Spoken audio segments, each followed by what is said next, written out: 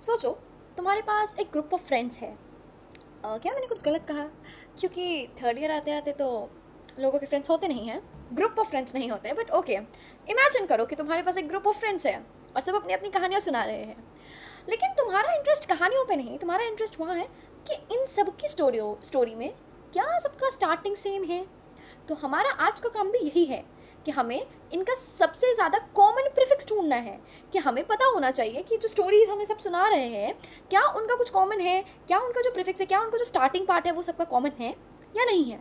और अगर कुछ कॉमन ना मिली तो कुछ नहीं बॉस, सीधा एम्प्टी स्ट्रिंग रिटर्न कर देंगे। Hello Chorus, welcome back to my channel. I'm Mishti Soni and I'm back with something unique type of question this time. So it's question number 14, longest common prefix. तो इस question में basically हमें क्या बोला गया कि हमें एक लिस्ट ऑफ स्ट्रिंग्स दिया हुआ है और हमें उस लिस्ट ऑफ स्ट्रिंग्स में सबका कॉमन प्रीफिक्स ढूंढना है, सबका कॉमन स्टार्टिंग पॉइंट ढूंढना है कि भाई अगर हमारा कोई वर्ड है तो हमारा उस सारे वर्ड्स में, उस पूरे लिस्ट ऑफ वर्ड्स में क्या सबका कॉमन प्रीफिक्स क्या है। प्रीफिक्स क्या होता है? जो स्टार्टिंग के कुछ वर्ड्स होते हैं या फिर पूरा वर्ड ही बोल सकते हैं। प्रीफिक्स कुछ भी हो सकता है, ठीक है। प्रीफिक्स का कोई फिक्स्ड लेंथ नहीं होता है। ओके, तो इसे हम सबसे पहले एक एग्जाम्पल से समझेंगे क्योंकि ये थोड़ा सा ट्रिकी है, तो हमें पहले क्वेश्चन समझना बहुत ज़्यादा ज़रूरी है। तो हम क्या करेंगे, ऐसा मानते हैं कि हमने क्या करा, हम सबसे पहले किसी एक बंदे से मिलते हैं। तो हमने क्या किया, हमने उस बंदे को प्रीफिक्स समझ लिया कि हाँ भाई यही बंदे से हमारा सारे सबके नाम मैच होने चाहिए। तो उस बंदे का नाम हमने पेपर पे लिख लिया। जब मैं नेक्स्ट बंदे के पास गई तो मैंने देखा कि भाई ये तो उससे मैच ही नहीं हो रहा है। तो मैं क्या करूँगी, मैंने उस बंदे के लास्ट लेटर हटा दिया। फिर से मैंने चेक किया, फिर से कुछ नहीं हुआ। फिर मैंने लास्ट लेटर हटा दिया, फिर मैंने चेक किया तो मैंने देखा हाँ अगर मैं पीछे से लेटर्स हटा रही हूँ, यानी कि अगर उसका स्ट्रिंग लेंथ थोड़ा कम कर रही हूँ स्ट्रिंग का, तो कहीं ना कहीं शायद किसी पॉइंट पे वो मिल जाए, शायद वो प्रीफिक्स कॉमन हो जाए।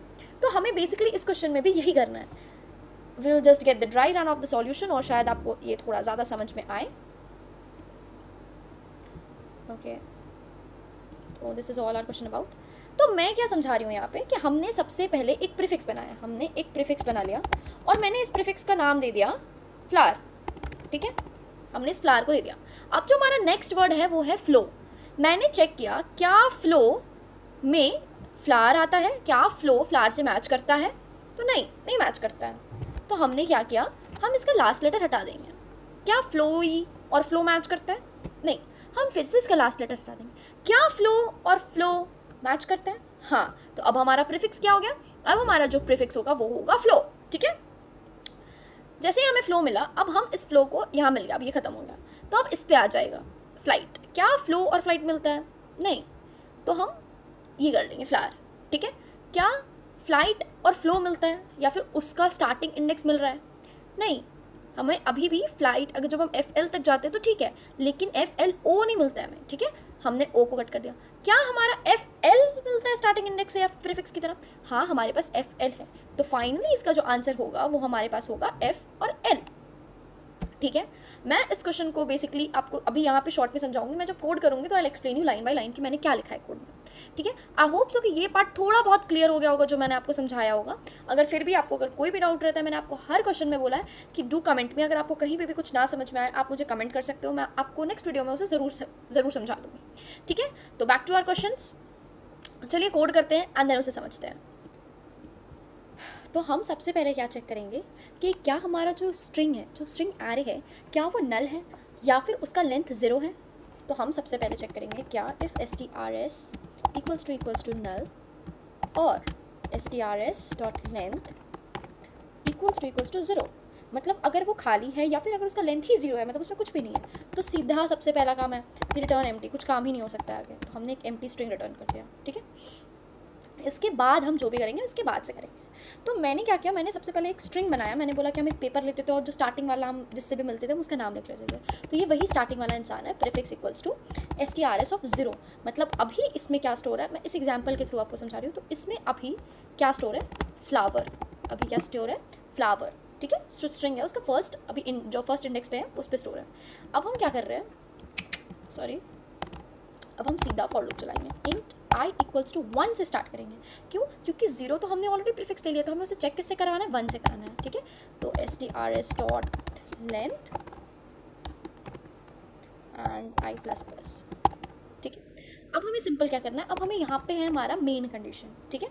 हम क्या चेक करेंगे, if if STRS of I मतलब क्या, फ्लो, पूरा फ्लो डॉट इंडेक्स ऑफ एक स्ट्रिंग का इनबिल्ट मेथड है।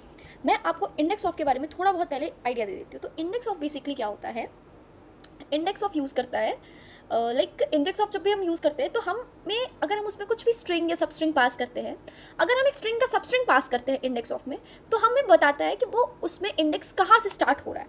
अगर वो उसके स्टार्टिंग वर्ड से मैच करेगा तो इंडेक्स 0 देगा, अगर उसके आगे वाले कहीं से मैच करेगा जो भी 1 2 इंडेक्स होगा वो देगा, और अगर स्ट्रिंग कहीं मैच नहीं होगा उस पूरे सब स्ट्रिंग, वो पूरे स्ट्रिंग में है ही नहीं, तो आंसर -1 आएगा। मैं दोबारा रिपीट करती हूँ, इंडेक्स ऑफ क्या रिटर्न करता है, इंडेक्स रिटर्न करता है जिस भी चीज़ का हम इंडेक्स मांगेंगे।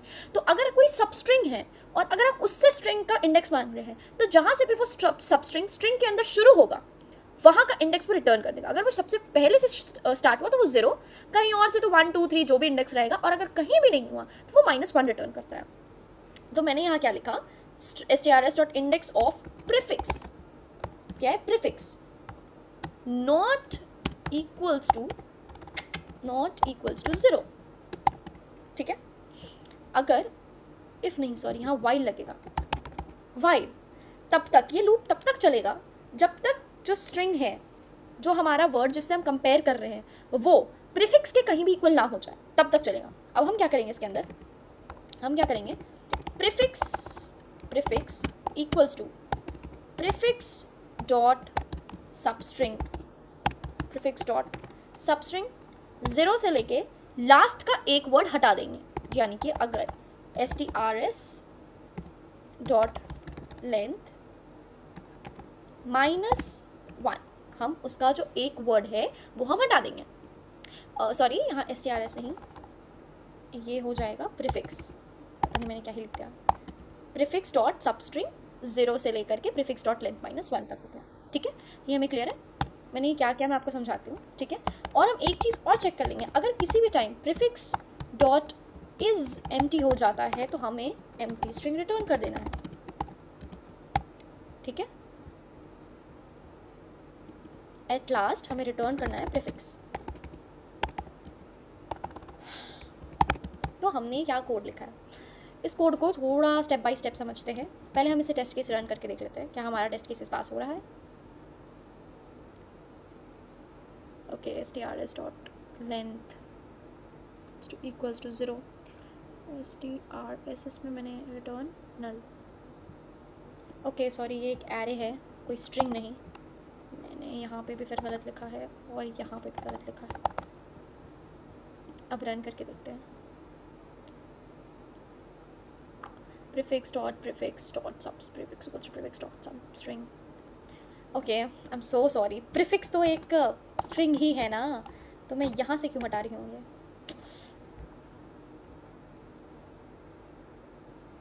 ओके, इस केस में वो एम्प्टी स्ट्रिंग आना चाहिए। यहाँ पे हमने शायद रिटर्न प्रीफिक्स, मैंने स्पेस तो लगाया है एक्सपेक्टेड, ओके हमें स्पेस नहीं लगाना है, हमने यहाँ एक स्पेस लगा दिया है, वो स्पेस नहीं होना चाहिए, सिर्फ वो सिंपल ऐसा होना। मैंने सबमिट कर दिया। ओके, सबमिट पे भी चेक कर लेते हैं। Okay, so this code beats 100%। तो पहले इस कोड को समझ लेते हैं, उसके बाद हम इस पर बात करेंगे, ठीक है। तो क्यों ना हम यहाँ से यहाँ लेकर के अपने बोर्ड पे आ जाए, तो हमें शायद ज़्यादा समझ में आएगा। तो मैं आपको यहाँ से कोड समझाती हूँ, ठीक है। हमने सबसे पहले क्या किया, हम फ्लावर ले रहे हैं, ठीक है। मैंने अभी एक सेकेंड रुकना, हाँ, तो अभी मैंने क्या बोला कि हम फ्लावर ले रहे हैं, ठीक है। तो हमने सिंपली क्या किया कि हम स्ट्रिंग के प्रीफिक्स को अभी फ्लावर सेट कर दे रहे हैं, अभी जो स्ट्रिंग है वो हमारा फ्लावर है। अब फ्लो से चेक होना स्टार्ट किया, क्या हुआ मैंने आपको पहले ही बता दिया इंडेक्स ऑफ क्या करता है। तो जब ये वाला लूप चला, क्या flow dot index of prefix, यानी कि इंडेक्स ऑफ प्रीफिक्स क्या आ रहा है, flow dot index of prefix. जब हम इसमें फ्लावर पास करेंगे, क्या फ्लावर उसके अंदर है, नहीं, तो ये हमें रिटर्न कर देगा इक्वल टू -1, क्योंकि पूरा फ्लावर फ्लो के अंदर नहीं है, पूरा फ्लावर फ्लो के अंदर नहीं है, तो ये हमें -1 रिटर्न करता है। तो जब हमें ये -1 रिटर्न करा, मतलब वो 0 तो नहीं है, तो फिर क्या करेंगे, हम प्रीफिक्स का एक जो है वो वर्ड को काट देंगे, यानी कि अब हमने प्रीफिक्स को फ्ला बना दिया, FLOWE बना दिया, ठीक है। हमने चेक किया क्या प्रीफिक्स एम्प्टी है, नहीं है, ठीक है, वापस से लूप चलेगा, फिर वापस चेक करेगा फ्लो डॉट इंडेक्स ऑफ फ्लोई, क्या फ्लोई फ्लो के अंदर है, नहीं है, फिर से सेम चीज़ वो -1 रिटर्न करेगा। अब हम फिर से फ्लो का एक कैरेक्टर और लास्ट का हटा देंगे। क्या फ्लो के अंदर है, तो जब इस पे आएगा तो इंडेक्स ऑफ क्या रिटर्न करेगा, यहाँ पे वो 0 रिटर्न करेगा कि हाँ वो 0 से स्टार्ट हो रहा है और पूरा फ्लो पे ही खत्म हो रहा है, यानी कि वो पूरा फ्लो के अंदर ही है। ठीक है, तो इसमें हम लोग अब हमारा जो फाइल लूप है वो नहीं चलेगा, ये जो फाइल लूप है वो नहीं चलेगा। और अभी के लिए प्रीफिक्स क्या सेट हो चुका है, अभी के लिए जो प्रीफिक्स है वो हमारा सेट हो चुका है फ्लो। ठीक है, अब वापस से आई चलेगा, I1 हो गया, अब I2। अब हमारी बात जो होगी वो फ्लाइट पे होगी। ठीक है, flight dot index of flow. क्या फ्लो फ्लाइट के अंदर है, सिंपल नहीं है, -1 रिटर्न कर रहा है, यानी कि 0 नहीं है, वो वाइल लूप के अंदर चलेगा। जब चला तो हमने एक इसका कैरेक्टर लास्ट से हटा दिया। क्या फ्लो फ्लाइट के अंदर है, फिर से -1, फिर एक कैरेक्टर हट गया। क्या FL फ्लाइट के अंदर है, हाँ वो एक इंडेक्स पे शुरू हो रहा है, वो 0 इंडेक्स पे शुरू हो रहा है, यानी कि वो इक्वल है। यानी कि इस मोमेंट पे FL क्या हो रहा है, यहाँ पे जो 0 हो जा रहा है, तो इस मोमेंट के लिए प्रीफिक्स हमारा FL हो जा रहा है। ये empty भी नहीं है कि हम उसे empty रिटर्न करेंगे, यानी कि हमारा प्रीफिक्स FL ही है, तो हमारा कोड यहाँ पे FL ही आंसर में जाएगा। तो ये हमारा टेस्ट केस भी चल गया, मैंने आपको इसका सबमिट करके भी दिखा दिया और मैंने आपको कोड एक्सप्लेनेशन भी दे दिया। तो क्यों ना अब इसके थोड़े से कॉम्प्लेक्सिटीज़ पे बात कर लें। तो जब हम इसकी टाइम कॉम्प्लेक्सिटी के बारे में बात करेंगे, तो ये लूप पूरा फॉर लूप जो है वो हमारे n टाइम्स चल रहा है, तो बिग ऑफ n। और जब हम इस वाइल की बात करते हैं, ये जो प्रीफिक्स बार बार चेंज हो रहा है, इसके अकॉर्डिंग भी हम देखें, इस पर जब हम देखेंगे तो ये बिग ऑफ m, यानी कि big of n into big of m करेंगे, तो इसका टोटल टाइम कॉम्प्लेक्सिटी हो जाएगा big of n into m।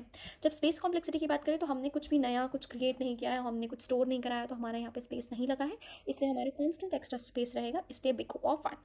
तो ये था इस क्वेश्चन का पूरा explanation. So that's all for today's video. If you have really liked and enjoyed the video, do like and comment and subscribe to my channel. मिलते हैं कल next धमाकेदार वीडियो के साथ। Until then, कोड करो, grow करो and solve करो। Bye guys.